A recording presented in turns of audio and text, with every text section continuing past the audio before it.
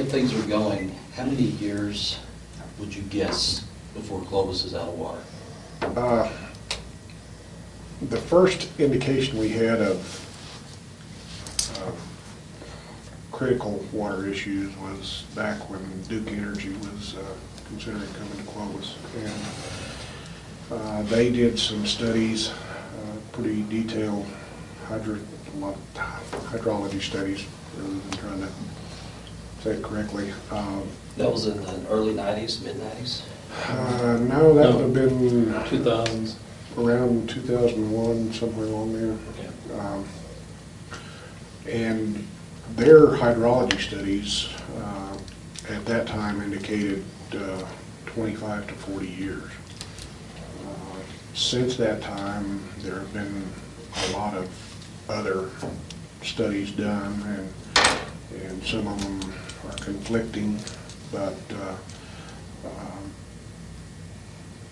as far as saying absolutely we've got X number of years left, I mean, obviously you can't do that, but I think that it's probably in the range of, my best guess would be, with no changes, just if things were to stay status quo, probably 15 to 20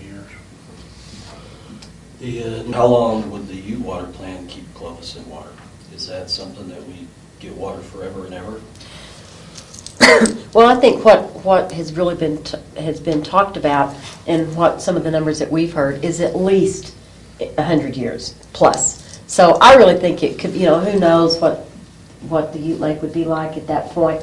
But, as long as there's a reservoir there, that this lake was built in particular for this reason, that we could, it would be sustainable water for, I would say, at least 100 years and on after that, just depending on, climate changes and things like that. And going on, this will thankfully be a shorter answer than some of the ones that we had before. If taxpayers do reject the 0.25% gross receipts tax increase in the May 3rd special election, will the city implement a property tax hike to offset the pipeline costs?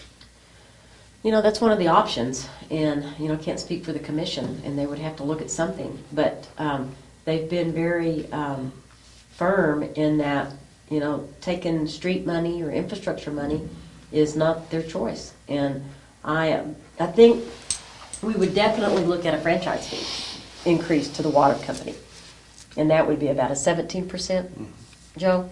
And property tax would be looked at, but I can't say that that's what would. What do you mean by 17% increase in the franchise fee they pay now? Currently, I believe the franchise fee for New Mexico American, I think, is 3%. It's either 3% of 2 or 3% of your water bill.